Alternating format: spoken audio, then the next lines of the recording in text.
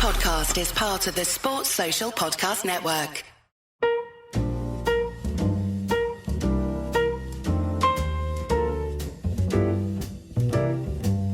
Let 'em come, let 'em come, let 'em come, let 'em all come down to the den. Hello dear listeners, welcome to another edition, a retro edition of Achtung podcast. My name is Nick Hart, this is edition number 822. Racked up quite an innings over the years, haven't we, on this show, dear listeners? This will be a retrospective look back to a fateful year of 1939 ahead of tomorrow's home game against Sheffield United. But obviously the big news of the Millwall week so far has been the signing, finally, of Barry Bannon from Sheffield Wednesday.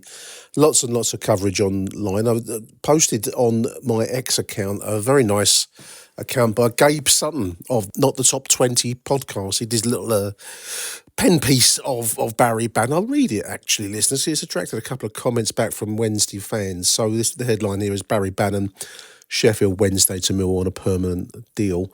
Gabe says, after 11 years of exemplary service, Sheffield Wednesday captain Barry Bannon has left Hillsborough, hoping to win one last promotion of his playing career with Millwall.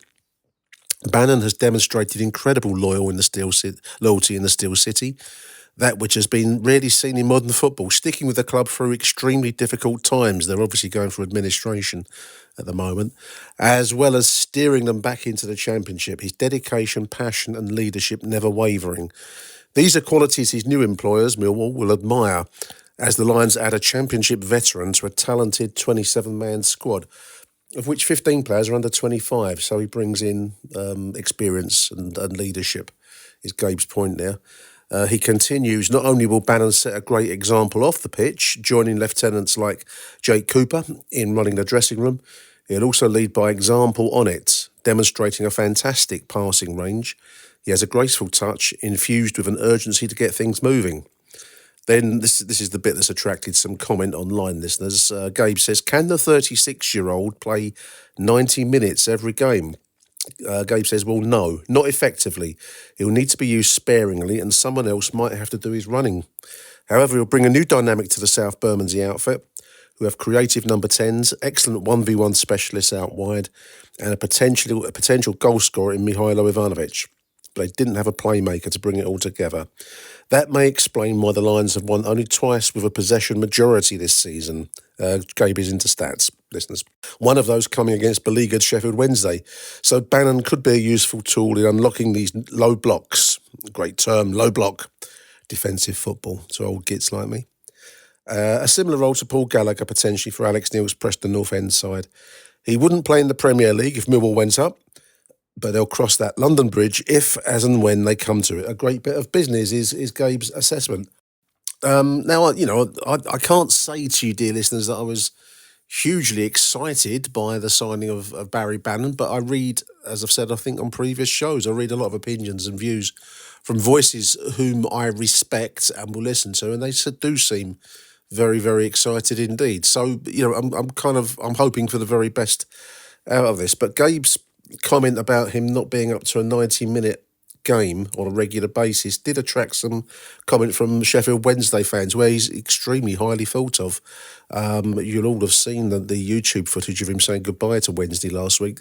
He can't, they won't guarantee him, the administrators won't guarantee him a contract for next season, which has led him to have to seek employment elsewhere, which is how he comes to Millwall. But anyway, chap here called Charlie Ruby says, not sure about the can he play 90 minutes comment. He's completed 90 minutes 24 times from 30 games this season, which is more than our whole midfield put together. And others make the same point. Andrew Scoley, talking about Gabe's piece there, says, what awful knowledge.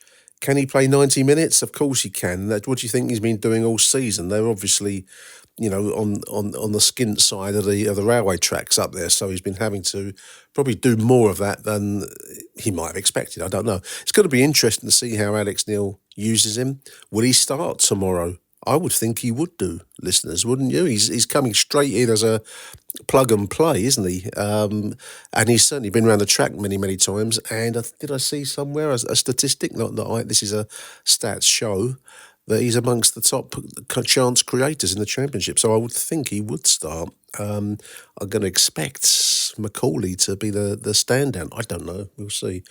Another one here, S, says, can he play 90 minutes? Madness. That's what you've said. No, he's still capable of doing it when he was 28. And finally, one last, just to ram home the same point over and over. Ben R says, to be fair, he could play 90 minutes every game if used correctly. He had to charge around like a madman at Sheffield Wednesday because he had to do everything. In a proper team, he wouldn't need to, and he could just sit in and dictate play. So there we are. That's the views of those that know him better than I certainly do, listeners.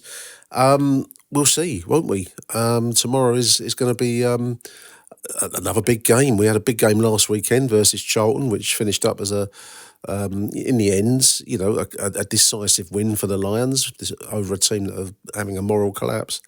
But tomorrow's not going to be an easy match, so I would think and expect him to start, especially given the whole Sheffield rivalry business. So I think he said on his Mill TV interview earlier on in the week that he'd be hoping for a bit of support from the Millwall fans. I'm sure he'll get plenty of that, especially if United start digging him out in some way. I could expect quite a bit of to and fro, dear listeners.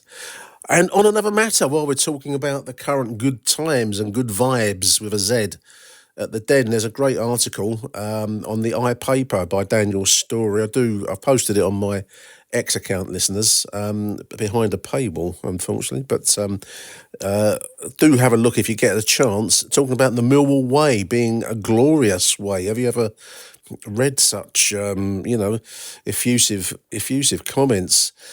Basically, Daniel's saying that Millwall's style of play is the antithesis, the opposite of the whole kind of backwards and sideways movement that we see so much of in the Championship.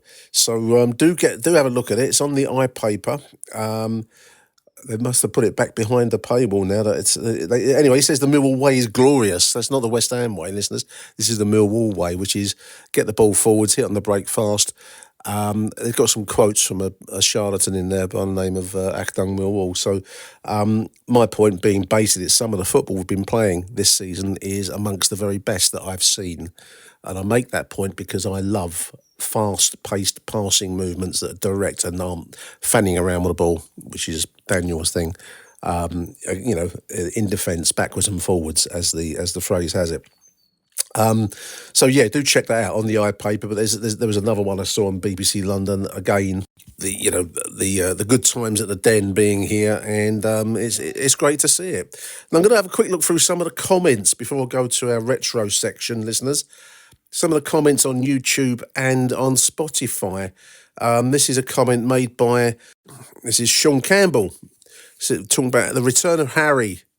Missed H, he says. Welcome back, Harry. Shame you just missed Jimmy Carter. That's Harry. As in my Mill fan career, was our best ever running down the lines full of bananas. Sean is, of course, talking about the strange banana diet that he was reputed to be on at one point. Was that when he left, Sean? He was going to go to Liverpool when we were in the first division, and for money, obviously.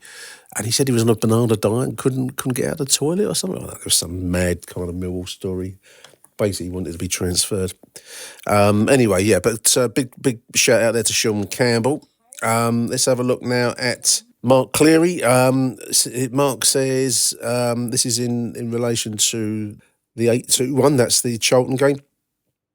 New Zealand are playing in a FIFA tournament at the end of March, so we need at least one other keeper in. This will be ahead of the World Cup, Mark, won't it? For New Zealand playing in America, presuming we get a World Cup. Yeah, and Crocombe will want to be involved. So maybe that's another reason why we may yet see a goalkeeper being signed on deadline day. Wall Lion says what was disappointing is that Josh Coburn had 2 goals in 2 games before the train spotters and the miss that he made there, which was a bit of a howler, I've got to be honest. But I'm not going to knock Josh Coburn. He does a lot of physical hard work up front, and he took a goal at Watford, wasn't it? Really, really well with aplomb. Wallline also suggests a penalty taking rotation depending on who's on the pitch of Ivanovic, Aziz and Doughty. I wouldn't argue with that. Wallline, keep Camille for last-ditch stand type situations. That certainly the Panenka didn't really cut the mustard, did it? This is from Spotify. Ian Tobin, big shout out to Ian. He's a regular commentator on the Spotify feed. Talked about last week's game versus Charlton. 1-0. Cynical me, says Ian. Cynical me kept thinking they would equalise. But we were so different under AN. This is the point, I think, of the Daniel Story article, Ian, that we get the ball forwards. We want to attack. Agree with your comments regarding Langstaff. I thought Billy was excellent yesterday versus Charlton. I'll admit I never rated him and agreed with the backwards Billy moniker. But he's improved so much. He can half-turn when facing his own goal and looks to get the ball forwards. Covers so much ground, says Ian, and is always covering the big lads when they go forward. Also had a 4-0 bet at 25-1. Lovely stuff. Lovely jubbly, as Ian says. Read some spotters did too. Yeah, they were backing their own team to get stuffed. I suppose you might as well make some money. And another one from another day here. This is, again, for me, and Tristan Kramer brings so much energy and attacking threat to this side. So many times he surges forward and runs at the opposition, time after time throughout the 90 minutes. Plus he gets back and is a quality defender. Just needs to improve on his delivery and link-up play with Aziz. When he does that, he could be one of the best right-backs in the league. I think in Kramer and Aziz, and to some level, I think Doughty, you've got Premier League level talents there. I suppose Doughty might see himself as being on the back end of that time. I don't know, but if we get promoted, he'll be part of our jigsaw that we try and hold our own in that top flight if we can get up there, listeners. And Ian Tobin says after 26 games, going back to 2001-2, Mark McGee's team were on 45 points compared with our current 43. And in both seasons, listeners, this is getting mystic. I need a mystic sound effect here. In both seasons, 21-02 and now this 25-26 season, we lost away at Birmingham 4-0. Down. Let's see how it goes. Dear listeners, there we are. So that hopefully wets your palate for tomorrow's game against Sheffield United. Big game, another win is needed. Unfortunately, we're going to get into the stage of the season now where draws may be seen as dropping points and wins are where it's at. So fingers crossed. And I'm really looking forward to seeing Barry Bannon and the Millwall Messi. Let's see what we get from him tomorrow. So I'm going to rewind you now, listeners. One of my favourite shows is the retrospective editions that we do. And I'm going to rewind you back to a very dramatic year off the pitch, shall we say. The ultimate dramatic year off the pitch, 1939. Back to the early part of the year. This is a Millwall 4, Sheffield United 0 fixture from Division 2 of 1939, 18th of February 1939, played at Coldblow Lane in front of an incredible 30,000. These weren't the biggest crowds that we had there, of course, but can you imagine getting 30,000 in the old ground, listeners? All you older salts out there like me that remember the old place used to be packed with 20,000, let alone 30,000. There you got that in there, and more for the cup games. But that's how many were in the house for this 1938-39 last season of peacetime season.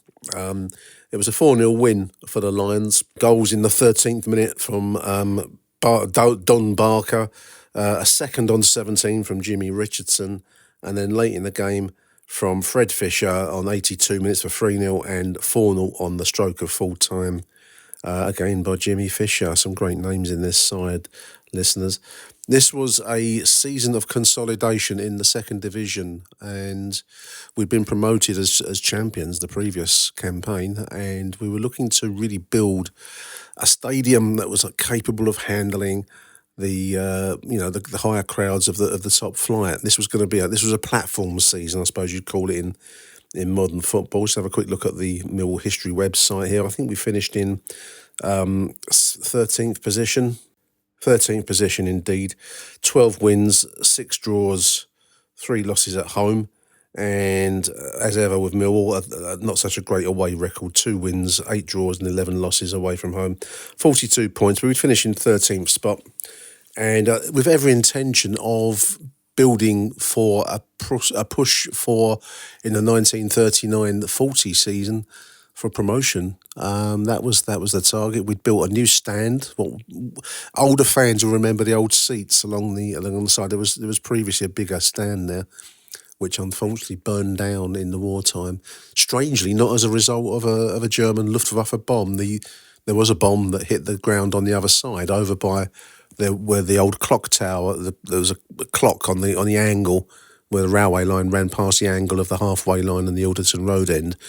The bomb landed there. There's famous photos of half that concrete, terracing blown up, basically, and crowds picking their way through in a game to stand where they could. No health and safety back in those times, but that was a bomb.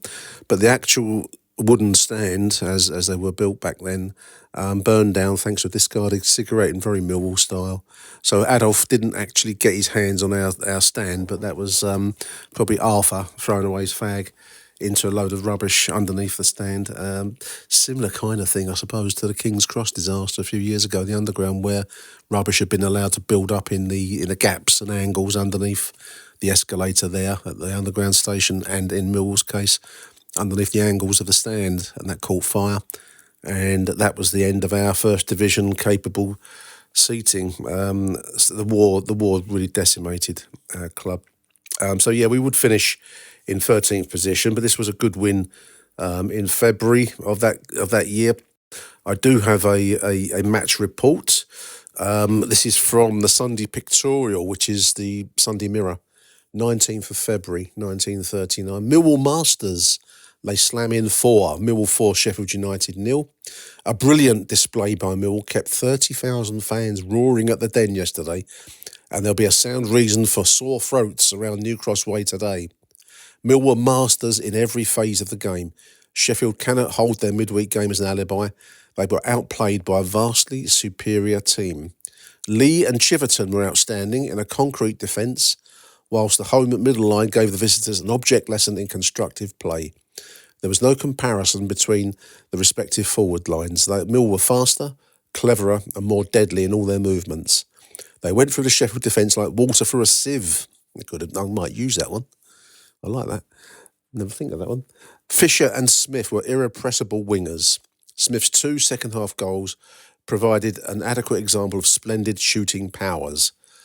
Sheffield commenced at a whirlwind pace, but they faded away. Good halves had Dodds and company striving in vain, and Mill's defence quickly took command. After 13 minutes, a magnificent right-wing movement culminated in Barker flashing the ball into the roof of the net from close range. 4 minutes later, Richardson beat Smith with a lightning drive from just outside the penalty area, and for the remainder of the first half, Mill dictated the run of play. Though Mill lost some of their first half sparkle and never looked like losing, and Sheffield were again forced to play second fiddle. They appeared to be resigned to their fate, and the home forwards were continually attacking with every forward well on the mark. 8 minutes before the close, Fisher converted via the crossbar, and then just before time, he completed a solo run by flicking the ball into the net as the goalkeeper advanced. Any onlooker who didn't know the league placing would certainly have selected Millwall as the leaders, and it was Sheffield's misfortune to provide Millwall with their first home victory of the year when they themselves badly needed points. Sheffield would actually be promoted this season, this than Sheffield United. They came second in the second division to Blackburn. 2 spots got promoted to the first division back then. And Sheffield United came in second. They were promoted. As I say, Millwall finished in 13th position, relegated that season Norwich and Tranmere Rovers. Top scorer for the season would be Rawlings on 14 goals, with Richardson and MACLEOD on 12 goals. So I've picked out a few players just to pick our way through here. Donald Barker, which is the goal scorer of the first goal. Let's have a look at the Donald Barker. Actually, I'll tell you what, let's run through the team before I go any further. The team for this particular fixture: Duncan YUILL in goal, George Lee, Ted Smith, Tommy BROLLY, Ted Chiverton, Jimmy Forsyth, Fred Fisher, Jimmy Richardson, John MACLEOD, Don Barker and Reg Smith, managed by the legendary, infamous figure of Charles Hewitt, who had big plans for Millwall, as we've said a few times and across these shows. So I've picked out 3 players from Neil Fisher's book, Great book, A to Z by Neil Fissler. Every Millwall player listed. Well worth picking up, listeners. So I picked out Don Barker. Don started his career with works team Johnson and Barnes in the Nottinghamshire Alliance League before joining the Dockers in January 1937. Don played 13 times and scored 4 goals in the 37-38 Division 3 South title-winning side and was a London Challenge Cup winner in 1938. Don scored for Millwall against Norwich City in October 1938 in front of King George VI. And he had, like many, then lost the best years of his career to World War II and retired following a short spell with Brighton, which ended because of a chronic lack of housing. No housing in Brighton. Don later became a publican. That's a different times, isn't it? He was an inside left, Don Barker. Played 66 games for us and 18 goals scored across 1936 to 46. I do hasten to add, the Second World War took out 6 years of that. He was born in Long Eaton in 1911 and died in Draycott in 1978, a career taking in the amateur team Johnson and Barnes, Aston Villa, Notts County, Bradford, Park Avenue, old name there, Millwall, Linfield. These are guest appearances in Ireland, Linfield, Derry City. Then came back to play for Brighton after the war. Don Barker. I've picked out another goal scorer here, Jimmy Richardson. Again, borrowing heavily from Neil's book, which is an invaluable resource. Jimmy Richardson played 1937 to 1939 as an inside right. 59 games for us, 17 goals, born in Ashington, which is up in the northeast, the Charlton family, Bobby Charlton, Jackie Charlton. Jackie Milburn came from Ashington in 1911. He died in Bexley in 1964. His career came in via Blythe Spartans, Newcastle, Huddersfield, then Millwall, Ashington, Leyton Orient. England international Jimmy Richardson was a hard-working character with tenacious dribbling skills, and he picked up an FA Cup winning medal 1932. That would have been with Newcastle. He was a vastly experienced First Division performer when Charlie Hewitt lured him away from Newcastle for a club record fee at the time of £4,000. Doesn't sound much now, does it? But it would have been then. In March 1938, to help the Division 3 South title success across the line. During the Second World War, he remained with the club and left for Leyton Orient as a player coach. He was a motor mechanic by trade, and he worked for a local engineering company before returning to Millwall as an assistant trainer until being forced to retire through illness. Jimmy Richardson, dear listeners. As ever, I'll say it again, Don Barker, Jimmy Richardson, and our next choice, which will be Fred Fisher. These are all names that don't get mentioned that often, and I do love to be able to give these players a bit of a shout out because we have so many rich, varied characters. The big names obviously dominate as you would expect, and there's nothing wrong with that. But it's great to be able to name check some of the players that have made a contribution to our club over the years, and I'm going to include here Fred Fisher, outside right.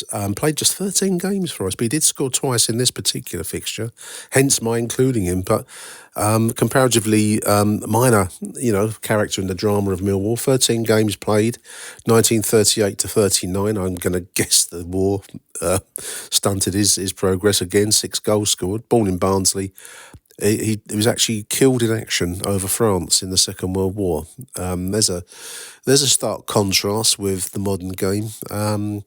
Fred came from Sheffield and represented Hallamshire, Sheffield, and helped Barnsley to secure a Division 3 North title in 1934. And he was signed by Mill to stiffen up the defence. To stiffen up the attack. Actually, he's an outside right, not a defender. Following their FA Cup exploits the semi-final exploits in 1937, and then promotion. He was a pocket dynamo who acquired an instant rapport with Jimmy Richardson after displacing Jim Rawlings. Fred won an unofficial England cap against Wales in 1941 and appeared for the Central League against the London Combination. Fred sadly lost his life serving his country as a rear gunner with the 160th Squadron, RAF, on a mission to Stuttgart. His younger brother Stanley played for Barnsley and Halifax Town. That's quite something, isn't it? Obviously many casualties across the cataclysm that was the Second World War, but it somehow brings it home to you when you're just talking about something as frivolous as football, really. Killed in action over France on a mission. R.I.P. Fred Fisher. The war, 1939, it dominated the whole paper. The match report I got was from the Sunday Pictorial, which was an alternative name for the Sunday Mirror. That seemed to vary between the Sunday Mirror and Sunday Pictorial over time. But I just picked out a few side stories. I love looking at old newspapers, listeners. It's one of my quirks, I suppose. But the paper, I mean, in 1939, this would follow on from the Munich crisis the year before, where Prime Minister Neville Chamberlain, always portrayed as a bit of a joke figure, but actually played quite a crucial role in rearming the country to get to a position where we could take on Germany and fight. I think one of the reasons why so-called appeasement had to be employed the year before was because the armed forces weren't in a position to take on a war fully. Should it have come to the crunch there, that would be over the Czechoslovakian crisis, Hitler's demands to absorb parts of Czechoslovakia. But clearly war, even though this is February and war wouldn't break out until September, but it underpins practically every story on this edition Sunday papers. I picked out a couple here. This on the front page. Herr Himmler, Heinrich, the head of the German secret police, drove up to Schleißliebe railway station in Berlin yesterday to take the train for a hunting trip in Poland. We know what kind of hunting trips he likes. He found two men drunk in the roadway, or dead drunk, as they put it, in the roadway. Himmler had the men arrested and on his orders were taken to a concentration camp for 4 weeks for purposes of re-education. Clearly didn't like the fact that the boys had a few beers. So there we are. That's one story from the front page. Another one there. Adolf Hitler's got a shock yesterday when the German military experts appointed to examine British rearmament progress submitted their provisional report. Their conclusion is that if the sums budgeted for rearmament are actually spent by the British government, the British Air Force and war equipment will be equal to the Germans by 1941. They point out that this would put Germany in a state of inferiority, as Britain has, in addition, overwhelming sea power. Subheadlines: Britain means business. General Franco, the Spanish dictator, has his eyes on Gibraltar, or goes on to say. General Franco is ready to rid Spain of the Italian and German volunteers, but is also after Gibraltar. Signor Mussolini is eager that this price should be paid. So it underpins every story, even though there was no war at this point. The cartoon here, there's Neville Chamberlain with an £800 million rearmament written on the side of a lion. This is the TAC, their cartoonist, with Hitler and Mussolini aghast looking on, saying, "You didn't mention him at Munich." The lion roaring at them both. Underground tanks to hold wartime water, it says. Another story. War. Underground tanks and open-air swimming baths are to be used to augment London's water supplies for use in an emergency. The Fire Brigade and Main Drainage Committee of the London County Council states that certain metropolitan boroughs have agreed to use their swimming baths, park lakes and ponds and rivers and canals for fire, which obviously was everyone was anticipating, what would come, bombing raids. And there we are. But finally, it's not all war. It's the Sunday papers, listeners, and they've traditionally had a bit of a saucy photo on the front there, and there is indeed in her 90s a beauty. Here is she. She is a Hollywood Priscilla Lane Hollywood star in a kind of a silk, not revealing, but certainly a low neckline. Front page with a story. I had to read this story out. The headline: Countess hits police constable in a brawl outside an inn. So a 30-year-old countess with 200 quid in her possession. That's a lot of money back in 1939. She's gone out on the sauce, basically, this countess. She was stated to have smacked a constable's face and tried to knock his helmet off after the police had been asked to evict her from a West End public house. The Countess de Mariatanis, sounds a bit non-English, doesn't it? Countess de Mariatinis, I don't know, of Park Lane, living on Park Lane, said yesterday at Bow Street Police Court that she was fined 10 shillings by Mr. Dummett for obstructing a police officer in the execution of his duty. The police arrested the Countess, it was stated, when she was on her way to embark by air for Copenhagen. She's got pissed before going to the airport, basically. Police Constable Anderson said at 9 a.m. yesterday he went to a public house in Bow Street and heard another constable outside asking the Countess for her name and address. While she was giving the information, a drunken man intervened and was arrested. The Countess then said, "I'm going to make you arrest me, even if I have to knock your hat off."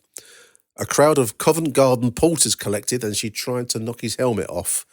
There followed a lot of shouting from the porters, and the Countess again tried to knock his helmet off and smacked him in the face. She struggled violently on arrest, and her wristwatch fell to the ground and was broken. She became hysterical. Another constable said he was called by the wife of the licensee to eject the Countess. The man arrested was not the type with whom she would be as likely to associate. Drips with snobbery, doesn't it? Countess de Maratinis, I think this case is wasting your time, said, "I think this case is wasting your time. I could explain the whole circumstances, but my mouth is closed, unfortunately. It really is the action of a rather malicious woman," she added. "It is all an enigma to me. I have been detained here 6 hours. When the case was first called, Detective Sergeant Smith said the police were making inquiries about some property in her possession."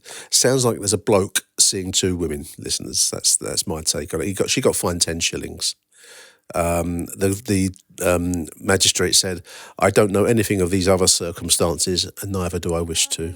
Fined her 10 quid. There we are. We've covered some ground on this show, listeners. Covered some ground. 1939, February. Millwall 4, Sheffield United 0. Looking forward to tomorrow's game. Thank you for listening. Hope you enjoyed these little snippets, little tangents. From me, Nick Hart, it's Arrivederci Millwall. Bye for now. Come rain or shine, our families will bring. And as the Lions run on the pitch, everyone will sing. Let 'em come, let 'em come, let 'em come, let 'em all come down to the den. Let 'em come, let 'em come, let 'em come, we'll only have to beat 'em again. It's the best team in London, oh, the best team of all. Everybody knows us, we're called Millwall. Let 'em come, let 'em come, let 'em come, let 'em all come down to the den. It's Saturday and cold.